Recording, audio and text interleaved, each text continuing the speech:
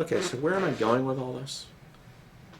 Where I'm going is back to basics. I hate to present any kind of problems that we have without some kind of potential solution. And what do I mean by back to basics? It means that, one, we have to acknowledge that our government really no longer represents us, because they're operating in a secret realm and doing things that we really don't have any idea what they're doing every day. So we have to stop pretending like everything is okay when it's really not. We have to start looking deeply, as if we don't have enough things that we have to do as individuals. We're going to have to start looking more carefully. We're going to have to start making more calls to our politicians. We're going to have to start playing a more active role in their lives. We may even have to make personal visits or post your own message on YouTube like I am right now. Make sure that they see it. You're going to have to start coaching these people because they're fallible and they need our help. And you're going to have to start examining yourself. You're going to have to start looking at things more deeply. Every day we have people that we like whose faces are flashed up on television. I watch a lot of the news shows. I think they're very entertaining. They are filled with entertaining characters and people and opinions, and occasionally they even have news sprinkled in there. One of my favorite shows to watch is Fox News. I'm not a Republican, but I enjoy watching it. I also enjoy watching CNN, but and I like the O'Reilly show. I think he's a great guy.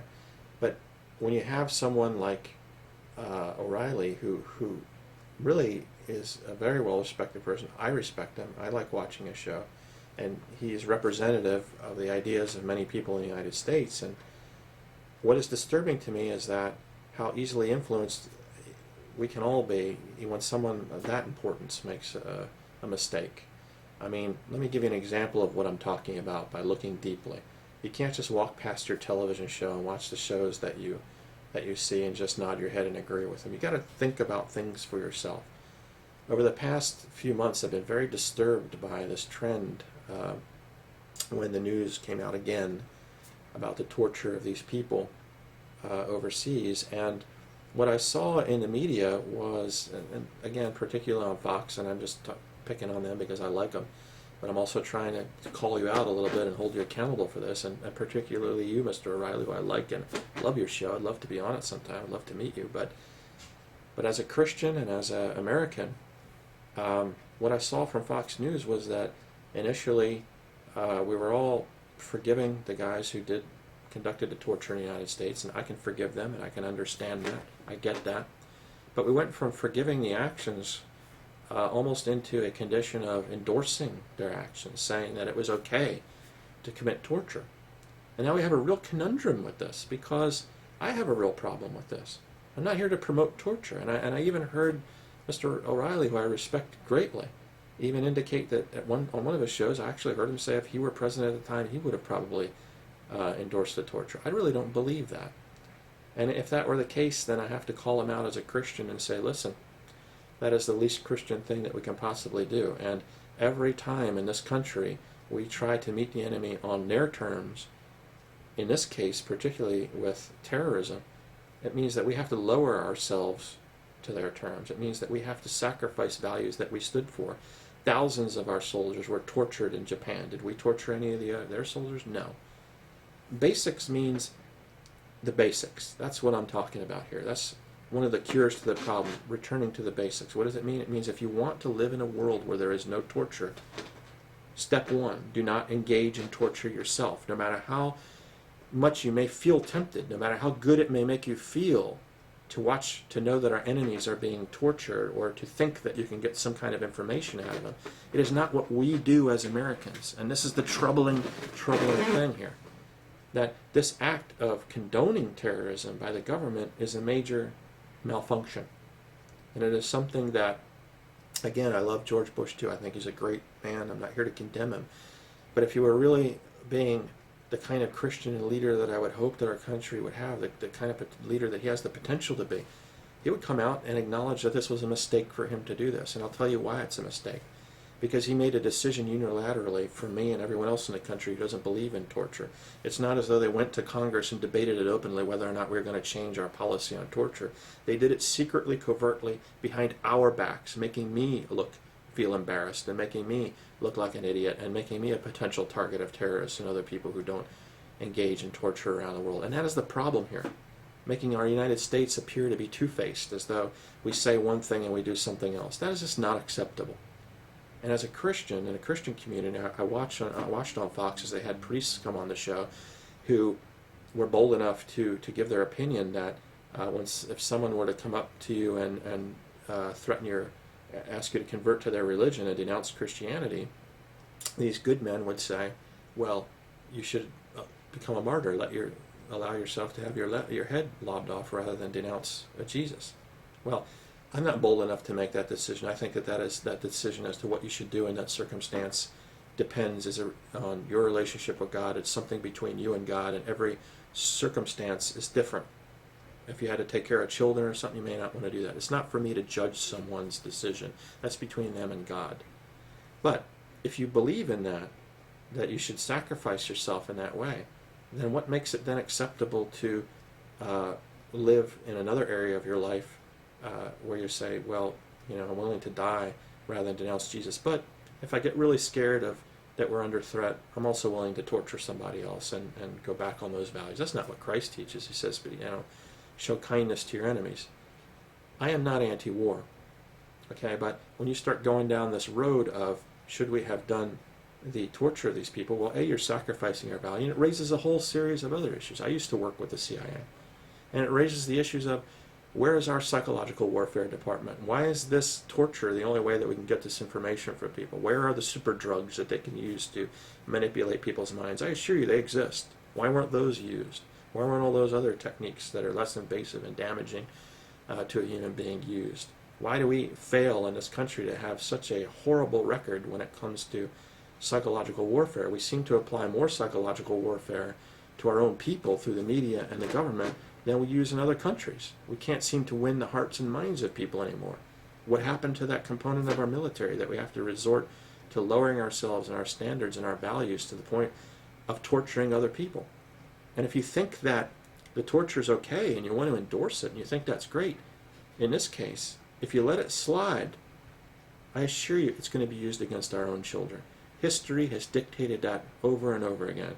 The more and more we allow it to be permissible, the more and more it will come back on us to hurt us. So, if you don't want to have torture, step one, don't engage in torture. I can go on and on about this issue, and I will for a minute here because this is my show. And I want to stop hearing Christian men acting on their primordial, most lowest levels of consciousness, where it feels good to see someone else, their enemy, being tortured. And I want them to start thinking about doing the more difficult thing it is to do and dealing with those emotions and still operating at a higher level above that. We want to fight the enemy and destroy them.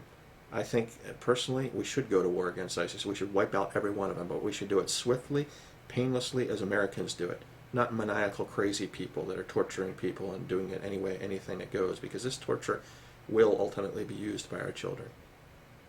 It will be used on our children, on our brothers and sisters. I promise you. History shows that. Now, another critical, interesting factoid about this whole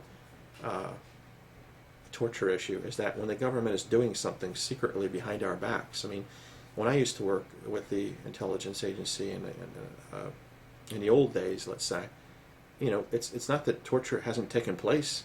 It's taken place secretly all around the world for years. It's used by all governments, including the United States. This isn't the first instance of this. But how it used to be done is that individual agents who thought that it was necessary and it was their inclination to do torture, conduct torture, they would go off and do it secretly. And if they got caught, they would get into big trouble, and they risked themselves, and their reputation and so forth in doing this torture. And but they did it secretly, or they hired a consultant or an agency, or they would fly the person to another country, and while they're held in their prisons, they would allow other people to conduct the torture. Well, I don't condone that either, but the point is that at least when it was done secretly by the individuals on the ground, then it wasn't the government condoning it. Okay? So I'm not saying whether all those instances of torture that were used were right or wrong, the ones that took place secretly. But what I am saying is that when the government, the leadership of the government goes ahead and goes to a lawyer in the same way that in the medieval days that people would go to try to buy permission to commit sins, and then they have a bogus legal document drawn up that says that it's okay to do this thing. That's not okay. Especially doing it secretly, it's not okay, because it's making us two-faced, is what it is. You're representing me when you're doing that, and that's not all right. It would be different if we debated it in Congress and enacted a law saying it was okay to torture. At least we would have had the benefit of putting it into the public venue and having the representative form of government vet this out, not just a handful of guys in a secret room. I don't care who elected them. We need to know what is going on. We need to take a stand against these things, and we need to take a stand against our own human flesh that feels good when seeing someone else being punished for the terrible things that we do. This is what we are called to do as Christians, is to rise above that. What would I suggest that we do? I suggest we do a full frontal assault in plain daylight, killing the enemy swiftly and painlessly, not in the same way that they would want to kill us, using all sorts of crazy methodologies and torture. So I suggest we go out and find the enemy in broad daylight and annihilate them using all the technology that we have. But we do it on our terms. We don't turn ourselves into animals. And I suggest that we wipe out every last one of them, every last of their family members, so they don't come back to haunt us. This is the necessary, unfortunate thing. When you go to kill cancer nowadays, you use chemotherapy. It kills good cells. It's poison. It kills good cells in addition to the bad cells. Unfortunately, these things are going to happen when we have to engage in war. Another disturbing thing that came out of the whole torturing scenario was that these good men who reported the torture, to the press and the media, exposed it to their upper echelons of command, and when their upper echelons of command were unresponsive, they went ahead and exposed this to the media. These poor people thought that they were doing the right thing, just as I would, because they took an oath, as many soldiers do. It says that they will not obey unlawful orders. But in this case, because they came out, they were convicted and sent to prison for violating their oaths to secrecy. At the same time, people who wrote these bogus opinion letters that now leave the possibility of the former President of the United States vulnerable to international war crimes charges, these bogus opinion letters that said it's okay to do something that's immoral, that we all don't stand for. Those people, those lawyers who wrote those letters, have been promoted to federal judges, rewarded, so to speak. Now, I can understand rewarding people for doing things that no one else is willing to do, because the cronies think that it's okay to do a favor for me, and I'm going to do a favor for you. But did you have to appoint these people who wrote bogus opinion letters, who twisted the law and the morals? Do you have to promote them to the position of authority of a federal judge? Or couldn't we find some other way to reward them? Why don't we just buy them a yacht, or give them a salary for the rest of their life in some place where they're not now also, as though in our court system, as though, hey, this is okay. It's okay for us to just skirt around the law and not have any values. This is the disgusting place that we find ourselves in.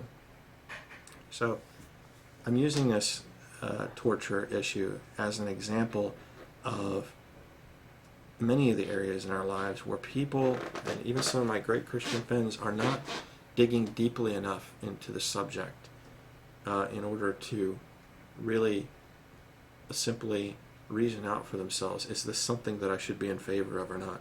As a consciousness coach, I can tell you that virtually all the problems that we experience in life are the result of our own selfishness individually, of our own desire to have something go our way, the way that we want it to go, against the belief of someone else, or without caring what the feelings are of someone else. And so whenever you find yourself in this mode of wanting to see your enemies destroyed before you and gaining pleasure from that, or gaining pleasure from the suffering of others, that's called selfishness. And these are the tendencies that we need to fight. If you have an enemy, you kill them on your terms, swiftly, painlessly.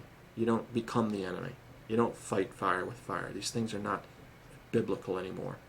So, and it is not in the New Testament to do these kind of things. We have to hold ourselves to a higher standard. And so this is my call not just to the government, but everybody in the United States to stop backsliding on what our values are. Stop saying it's okay for these things to take place. Stop going up and, you know, if you want the police to stop being violent against you, then step one is don't be violent against the police. Don't go and burn down a city, okay, or protest in such a manner as to bring action from the police against you. If you don't want to live in a world without torture, step one is you stop conducting torture, plain and simple. If you want things to be a certain way, you have to be the change that you want to see. And so this is my call out to all my Christian brothers and sisters, everyone who believes in God, everyone who holds God to a high standard, who believes in love, who believes in compassion, who believes in the forces of good. This is my call to you to start reaching out to your brothers and sisters in government and business, and to let them know that it's not okay to just do anything goes to make money. It's not okay to just cater to the forces of fear. Okay, to give in to the forces of fear and say it's okay for these things to happen. It's not okay to get on your news broadcast and start to condone the use of these vile techniques to get things out of people. We are supposed to stand for something better. We are supposed to set an example to people. And that is what I'm calling people to do in this day's session. Anyway, have a great day. Have the best day that you can create for yourself. Have the best life that you can create for yourself. I love you all, and this is just my message for the day.